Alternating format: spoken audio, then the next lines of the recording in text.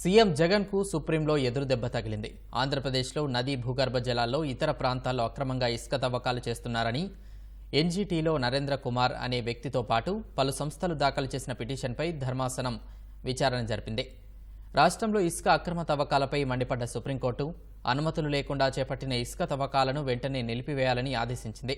NGT తీర్పును యథాతథంగా రాష్ట్ర ప్రభుత్వం అమలు చేసి అక్రమ ఇసుక తవ్వకాలపై చర్యలు తీసుకోవాలని ఆదేశించింది. అక్రమ ఇసుక తవ్వకాలపై తీసుకున్న చర్యలపై మే 9 లోపు అఫిడవిట్ దాఖలు చేయాలని ధర్మాసనం కేంద్ర పర్యావరణ అటవీ శాఖను ఆదేశించింది. అక్రమ ఇసుక తవ్వకాలు జరపడం లేదని అఫిడవిట్ రూపంలో ఇవ్వాలని జేపీ వెంచర్స్కి కూడా సుప్రీంకోర్టు ఆదేశాలు జారీ చేసింది. పర్యావరణ అనుమతులు లేని చోట ఇసుక తవ్వకాలను రాష్ట్ర ప్రభుత్వం వెంటనే నిలిపివేయాలని స్పష్టం చేసిన సుప్రీం అనుమతులు ఉన్న చోట మాన్యువల్గా మాత్రమే ఇసుక తవ్వకాలు చేపట్టాలని ఆదేశించింది. పిటిషనర్ నరేంద్ర కుమార్ ఫిర్యాదులపై వెంటనే చర్యలు తీసుకోవాలని రాష్ట్ర ప్రభుత్వానికి ఆదేశాలు జారీ చేసింది.